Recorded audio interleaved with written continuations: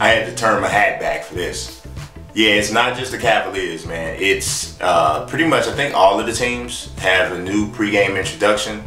And I like that they switch it up a bit. So they don't go with the same order like 2 guards, 2 forwards, a center or whatever. The best players get introduced last. So with the Bulls are at home, Joakim Noah and Derrick Rose get introduced last. But that's not it. If, you know, pretty much since the Bulls had Artis Gilmore in the middle. See, y'all probably don't know nothing about Artis Gilmore. But since Artis Gilmore was in the middle for the Bulls, when the center gets introduced in Chicago, it says, and the man in the middle. So now it says, of course, Joakim Noah. So it does that on the game, which is dope. One thing that it doesn't do, that I wish it did, was, you know, when Derrick Rose gets introduced, it always says, from Chicago, not from Memphis. On the game it says from Memphis. I wish it said from Chicago, but I'm not gonna like, it is from Chicago. You know, it is what it is. You know what I'm saying? So, another gameplay thing. There's not as much volleyball action with the rebounding. You know, because in previous years, you know, you would see the ball just getting tipped and tipped and tipped and all that kind of stuff. Wait a minute, I got a dry towel in the way. Move the dry towel. This is a dry towel. Get that out of here. Yeah, you don't see as much of that. You know what I mean? It's more. I mean, you still see tipping because tipping is a part of the rebounding, but it doesn't seem like it does it like as much as it used to, right? One thing also I noticed something cool about was in terms of in terms of passing. Passing is, to me, a lot better. One of the biggest things I liked is that they got rid of using the right analog stick to throw a fancy pass. Now, no. You throw a fancy pass with the circle button. So you obviously hold L2 to bring up the pass icons. L2 or L1. I always forget it. I gotta feel it. But you bring up the passing icons and you hit the circle to throw it. I think it's the direction you pass in. The direction the guy is in a circle, that throws a fancy pass. Now if you want to throw a,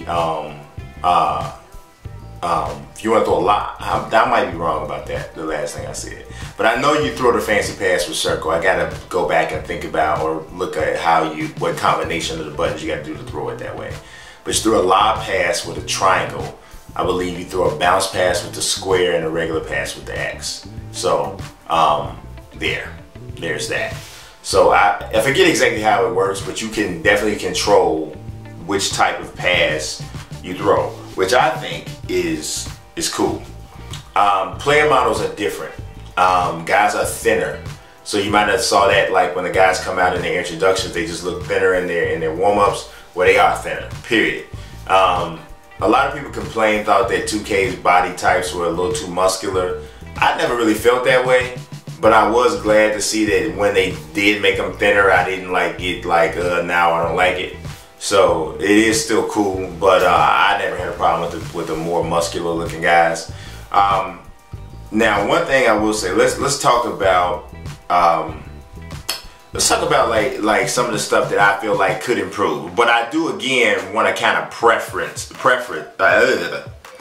I want to preface this by letting you guys know we were not playing a full build. So just because, you know, it might be something that, you know, that I say I don't like now, it may not be that way by the time it comes out. So I don't know, right? But with Legends, obviously, you know, they couldn't scan the faces of Legends, right? So I understand that.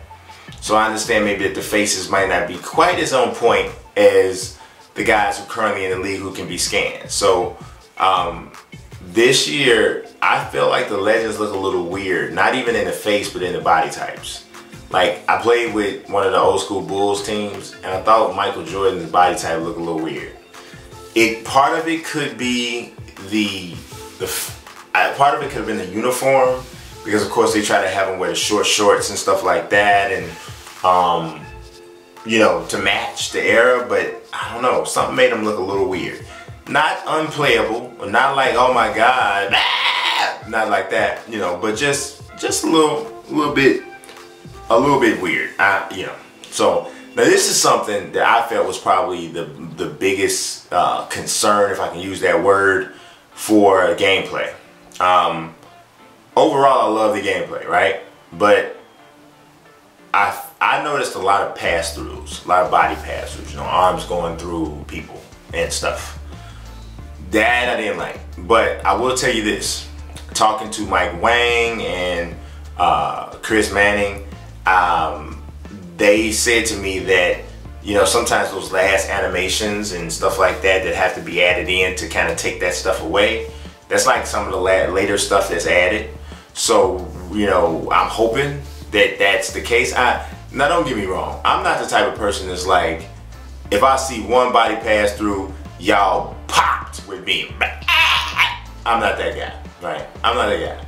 So I don't want to see an abundance of them, but a few of them here and there, especially if it doesn't have anything to do with the play itself. That's when sometimes I can look past it.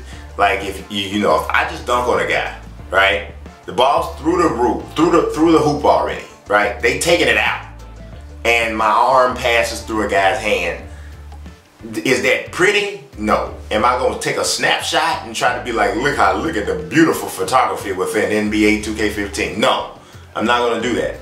But I'm not going to either, because, you know what I'm saying, it's not really impacting the game. But there were a couple instances with things passing through that should have been picked up by collision detection that would impact the game.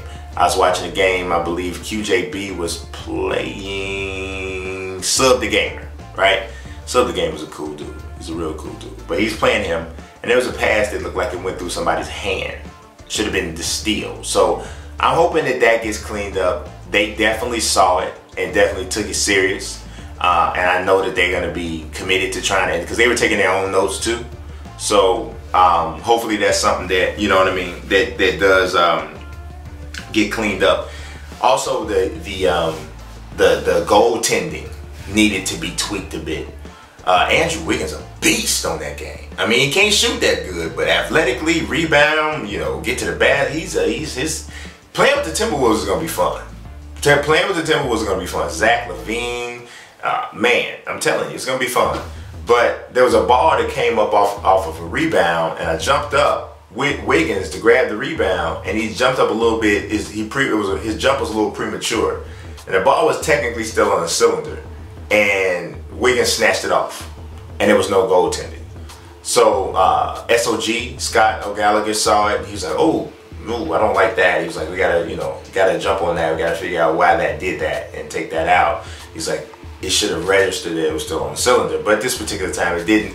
That was the only time I saw that, but I did see it. So I thought I would, you know, just let you guys know that, you know what I mean, that you know, when you see something, I'll let them know, and of course I'm letting you guys know that I saw it. You know, it's a lot of stuff, and normally I don't look at notes, but I kind of got to look at them a little bit here because there's a lot of stuff that I saw that I wanted to bring out to you guys. I saw more accurate accessories for players. Pretty much almost everybody. Just so all of the days of complaining about guys not having the right leg sleeves and all that, that's been handled. That's been handled in a major way. And even more tattoos and stuff are there. But there's I think we learned from like Madden, there's some legality things that goes on with the tattoos, so that's not quite as simple as everybody might think it is. So that's something also to keep in mind. I really, to be honest with you, from a gameplay standpoint, you know, I wouldn't expect anything drastically different from last year's or the year before. But I don't think that a drastic change was in order, because, you know, gameplay was pretty solid anyway. So over 5,000 new animations though. So and all of those animations weren't even in the build that we played. So that's a pretty cool thing. So now let's talk about, you know what franchise play likes. He likes franchise modes. Bang! Right. So MyLeague, like, almost gave birth. The first time I heard about MyLeague, just had a little baby 2K right there, just right there on the spot. But I didn't. But it's awesome. It's really awesome. And you really get the, like, everybody might not understand this, you know, but if you love franchise modes like I do, and I know this video is running long, but hey, you love franchise modes like I do, then you really know what the deal is with this, right? MyLeague, you can, like, it would probably be a shorter list for me to tell you what you can't customize. That would probably be easier. You can't customize, you can't create teams, right? So I didn't like that.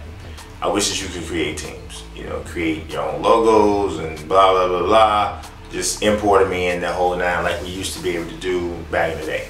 But I think you could only do like 16 teams or something, so whatever. I wish you could do that. That's about it. That's about all you, that's about all I think you can't do. You can't create a team and import the team. But aside from that, from a customization sandbox standpoint, you can create players and bring them in. You can create your own rosters, so switch around if you want to make the all-time Sonics, the all-time, well, not Sonics, all-time Thunder, all-time Bulls, whatever. You want to put that out there like that, you can do that. If you want to make a whatever kind of roster you want to make that you want to start this league off of, you can do it. You can set everything from the beginning. How frequent injuries happen, how frequent career-ending injuries happen, fatigue levels, just everything that's got to do with the back end or portion of the game. You can set all that stuff. I was just playing around in the game, right? And I go into the rosters. I go into the Bulls roster, and I'm looking, and I go into D-Rose. This is how I found out the player faces, tattoos, and shoes is going to be so much easier this year, right? But I go into the Bulls roster, and I look at Rose, and I look at how much stuff I can edit about Rose. I made Rose 7 feet tall. I made Derrick Rose 7 feet tall. He was running the point guard at 7 feet tall, blocking shots. I mean, he still had all his same skills or whatever, so you like couldn't really play in the post as much as you want him to, unless you change that, which you could. But it was crazy, and then so when I played the game, I'm looking at him. He's 7 feet tall for real. What else is dope about that is he was 7 feet tall in every cutscene. He was 7 feet tall in everything. So when they did the introductions, here he is. He's standing up there looking eye to eye with Noah and Gasol, and he's 7 feet tall. So I wouldn't do that really unless I could think of some kind of weird gimmick thing to do a series based off of it or whatever, something funny. But I wouldn't do that. But just to know that I could do something just that big and grand with it. MyLeague, man, you customize a playoff length, customize a season length. Like I said, man, it'll be easier for me to tell you what you couldn't do than to tell you what you can do. Because if I told you what you can do, this video would be even longer than it is.